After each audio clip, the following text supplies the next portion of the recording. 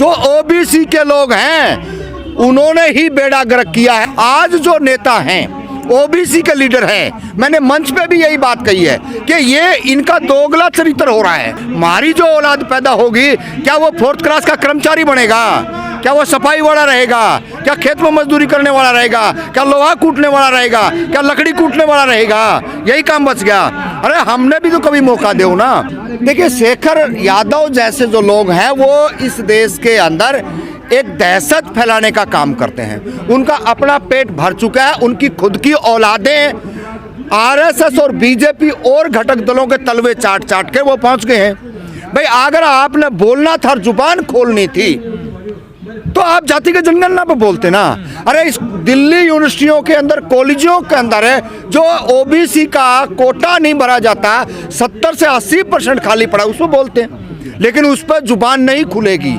वो प्यादे हैं, उनसे बुलवाया जाता है। और एक नहीं बोला, ऐसे बहुत सारे जिसको भी उठाओगे, जो ओबीसी के लोग हैं उन्होंने ही बेड़ा गर्क किया है। और रहा खोया ये कागज के टुकड़ों पे जो इधर उधर जाने वाले बड़ी आबादी है देश में ओबीसी की, और वो अपने अधिकारों को नहीं ले पा रहा। नहीं, ऐसा मैं कह रहा ना भाई, आपको पढ़ने के लिए रोक दिया जाए, आपको नौकरी का रास्ता रोक दिया जाए। और आज तो मैंने ये हालात देखी है कि नौकरी भी 4th क्लास की मिल रही है। किसी को खंबे पर चढ़ाने की नौकरी मिल गई, किसी को सिपाही की नौकरी मिल गई, किसी को सफाई की नौकरी मिल गई।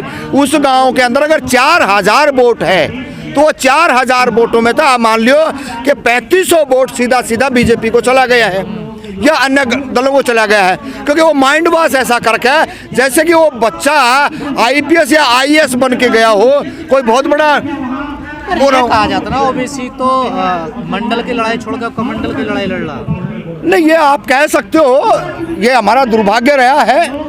जितना भी जो कावड़ का मामला होता है या अन्य काल्पनिक त्योहार मनाए जाते हैं, उनमें मोस्टली ये लोग जा रहे हैं। सामाजिक मूवमेंट से जो नेता निकलेगा, कर्पूरी ठाकुर की हमने बात करी है, वीपी सिंह की हमने बात करी है, वो जो लोग थे वो कहाँ से निकल के आए थे? आज जो नेता हैं ओबीसी के लीडर हैं, मैंने मंच पे भी यही बात कही है कि ये इनका दोगला चरित्र हो रहा है। जहाँ ओबीसी की बात कर रहे हैं, वहाँ ये सारे के सारे जो है धर्म की बात ये करेंगे, एक राजनीतिक दल की बात ये करेंगे। तो टोटल ये चीजें जा रही है। ये हम खामियाजा इसका उठा रहे हैं, ये बात आपकी सत्य है। जो लालू की बात कही गई है, जो मुलायम की बात कही गई है, कर्पूरी की बात करी गई है, उन्होंने हमको सब कुछ दिया है, उनकी बदौलत है। और जो आप तीसरा काले नाग की बात कर रहे हो, जो दिल्ली के अंदर कुंडली मार के बैठा है, वो वही काला नाग है जो 90 के अंदर जो वीपी सिंह जब हमारे को हक अधिकार दे रहा था, ये केजरीवाल कॉलेजों के अंदर छात्रों को भड़का रहा था और दिल्ली को जलवा रहा था। हक हमको मिल रहा था और ये हमारे खिलाफ जो है ना एक आंदोलन खड़ा कर रहा था। ये केजरीवाल की ही बदौलत है, ऐसे लोगों की बदौलत है जो हमारे हक अधिकार मार करके राजनीति में पहुंच गए हैं। अगर ये ऐसे ही तेजी होते, ऐसे आंदोलन से अगर निकले होते, तो इनको शर्म आती और जितना हक हमारा बनता उसमें कुछ हिस्सेदारी देते। जो भी मंत्री बनाए, जो मलाईदार पद दिए इसने दिल्ली में, मैं कह रहा हूँ एक भी कोई ओबीसी उसमें बैठा हो। उल्टा जो शेड्यूल कास्ट के पास जो मंत्री पद थे वो भी इसने छीन लिए। तो इसकी तो सरासरी बेशर्मी है। चाहे अन्ना हजारे हो, किरण बेदी हो, रामदेव हो और चाहे केजरीवाल हो, और भी इसके साथ ऐसे घटक दल थे जो ओबीसी का भला वो उनकी औलादें भी नहीं चाहेंगी। इनके पहले नहीं हमने खड़ा होना है और यही हमारी जाति के जनगणना की मांग है। हाँ, हम कह रहे हैं अगर हमारे को दे दो हमारा हक, वो हक देने वाले नहीं, हमारे को भरोसा नहीं है। राहुल गांधी से क्या आशाएं हैं? देखिए, राहुल गांधी की बात अलग है, वो सत्ता में आएंगे, नजदीक होंगे। जातिगत जनगणना की बात कर रहे हैं वो जी। अगर वो 2011 में सत्ता उनकी थी, वो सार्वजनिक कर देते तो कम से कम आज हमारे को 10-20 साल 15 साल हो जाती, कुछ राहत मिलती। लेकिन भरोसा नहीं है, आज भी भरोसा नहीं है। राहुल गांधी पर भरोसा बिल्कुल नहीं, कैसे भरोसा कर लेंगे आप? एक बात देखिए ना, जब राहुल गांधी कोई बात को कह रहा है और उसके जो नेता हैं, जिंदा जागता हरियाणा का है कि हमने कहा कि 16 टिकटें अति पिछड़ों को दे, 33% आबादी है, 33% वालों को 16 टिकटें जब मांगते हैं तो उनका हालात क्या होता है? वो 4 टिकटें देते हैं और 4 में भी हरवा देते हैं। क्या भूपेंद्र हुड्डा, दीपेंद्र हुड्डा ही इस देश का, हरियाणा प्रदेश का मालिक है क्या? क्या वहाँ पे शेड्यूल कास्ट की शैलजा नेता है हमारी, क्या वो मुख्यमंत्री के लायक नहीं थी? क्या ओबीसी के लोगों को 16 टिकटें देने में क्या जाट या दूसरा, मैं सीधा समझ लेके कह रहा हूँ, तकलीफ हो रही थी उसका? राहुल गांधी की बात को नजरअंदाज किया गया और इसका खामियाजा दिल्ली भी भुगतेंगे, मध्य प्रदेश भुगता और राजस्थान भुगता और हरियाणा भुगता। राहुल गांधी को अच्छी तरीके से आगे आकर के उसको समझना पड़ेगा, तब जाके कुछ हो सकता है। क्या राहुल गांधी की बात तो सब छलावा है ये? नहीं, छलावा, राहुल गांधी की बात को छलावा तो नहीं कह सकते हैं। आज जिस तरीके से, सुन लीजिए, आज जिस तरीके से, अरे इस तरीके से जो तालिबानी सत्ता में बैठे हों, हर जगह से पैसा उन्होंने ब्लॉक कर दिया, इनके फंडिंग इन्होंने ब्लॉक कर दिए, अडानी अंबानी से यारी उनकी है, हर जगह पे वो जिसको चाहते हैं उसी को मुख्यमंत्री बना देते हैं। लेकिन इससे साफ सीधा पता चलता है कि वो हमारा तो भला नहीं कर सकते हैं, अपने जो चाहते हैं उनका वो भला कर सकते हैं। उनमें अब किसकी मंडली है, अमित शाह कौन है, अमित शाह का बेटा कहाँ है, ये सारी चीजें जनता को, देश को, सबको पता है। सारे पिछले तो बीजेपी के साथ है ना देश के। देखिए बीजेपी के साथ क्यों है यह बात भी समझना पड़ेगा। मैं हरियाणा प्रदेश से आता हूँ, बात हरियाणा प्रदेश के अंदर कांग्रेस की पार्टी जैसे थी, मैंने कहा जातिगत जनगणना नहीं करवाई, 11 में आंकड़े कर देते तो नहीं होता। 770 सरपंच रिजर्व किया गया।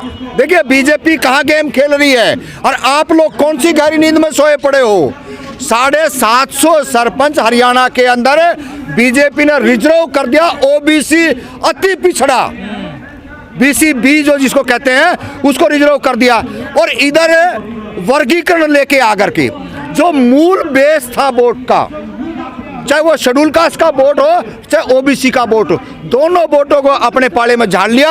और हम 16 टिकटें के लिए इनका आगे गिड़गिड़ाते फिर रहे थे, इनने एक नहीं सुनी। तो बेड़ा गर्क किसका हुआ?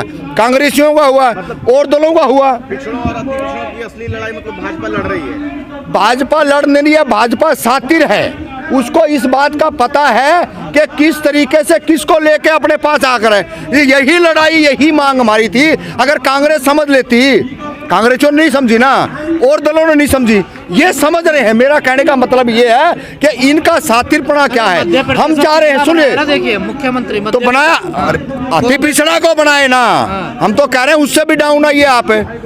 भाई ये तो कहीं ना कहीं बिहार की बात करोगे, आप उत्तर प्रदेश की बात करोगे, आप झारखंड की बात करोगे, आप और बात करोगे, वहाँ हैं। हम कह रहे हैं जिसको नहीं मिला है। मैं 750 सरपंच क्यों कह रहा हूँ कि वो अपनी पूरी आबादी होने के बाद भी, अगर गांव के अंदर 4000 की आबादी है तो वहाँ पे वो इतनी हिम्मत नहीं थी कमार खाती नाई तेली धोबी की कि वो सरपंची का फार्म भर दे।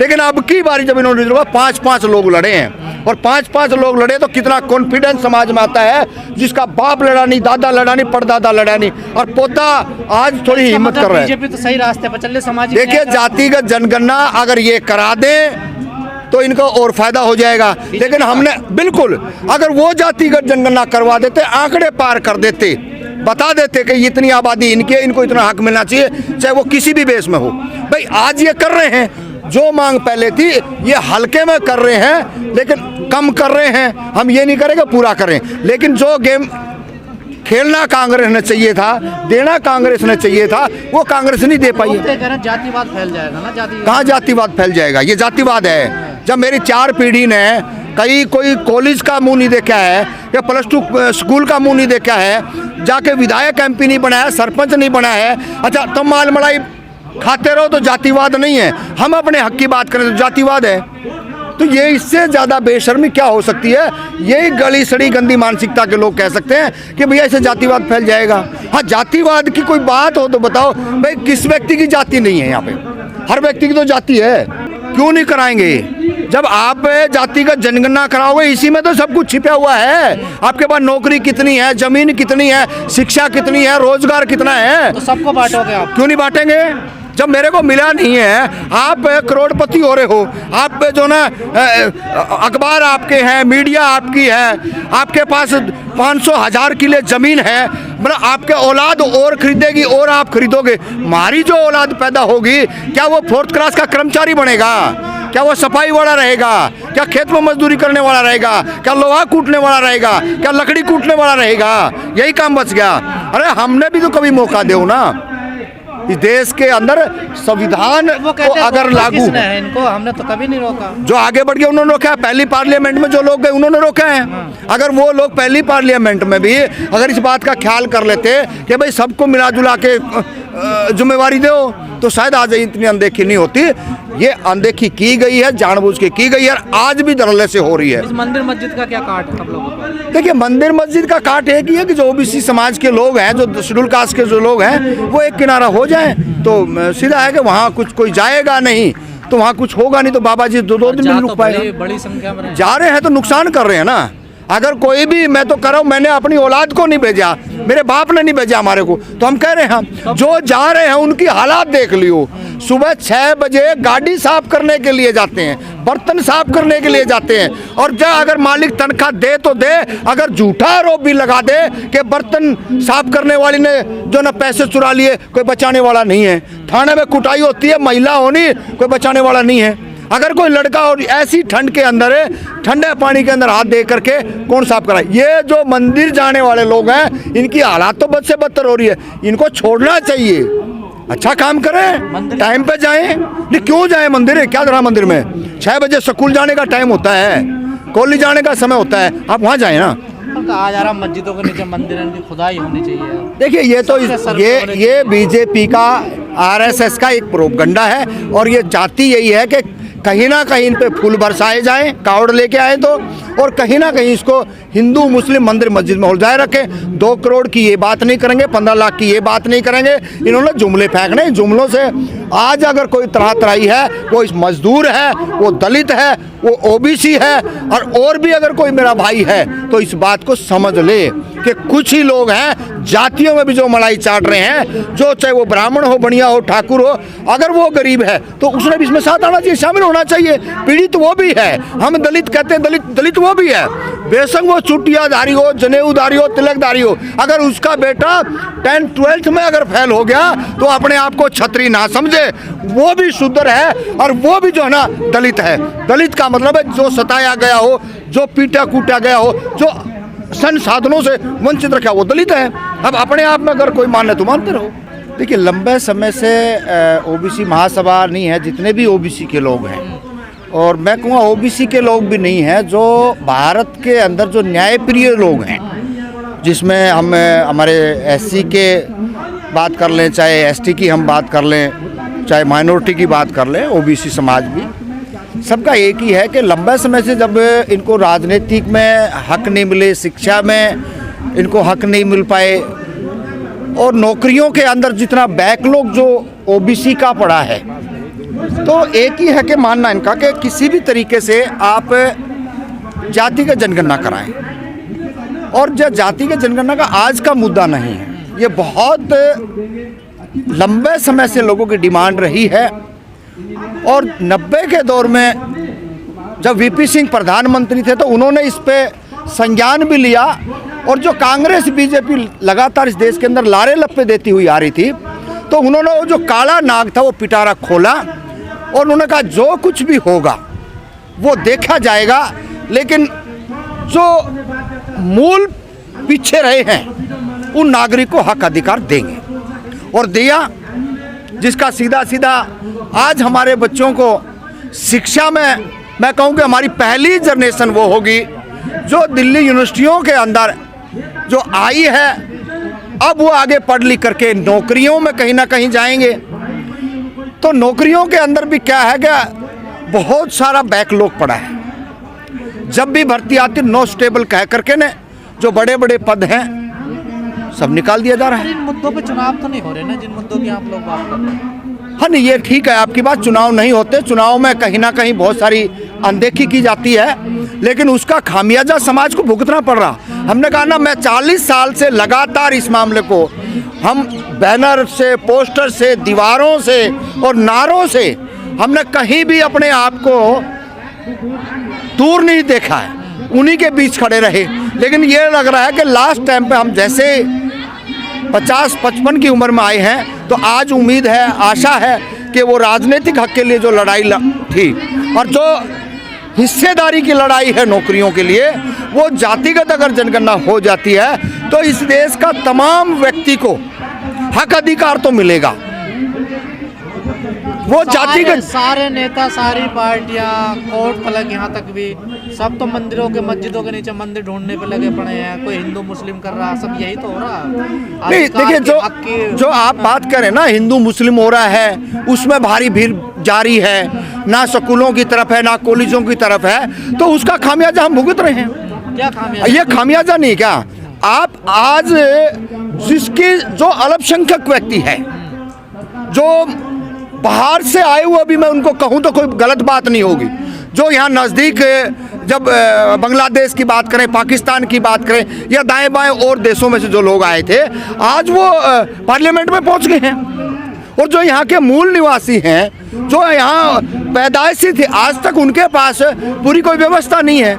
मतलब वो लोग तो, उन लोगों को तो सुविधा दी, और जो यहाँ के नागरिक थे उनको आज तक भी नहीं मिला है।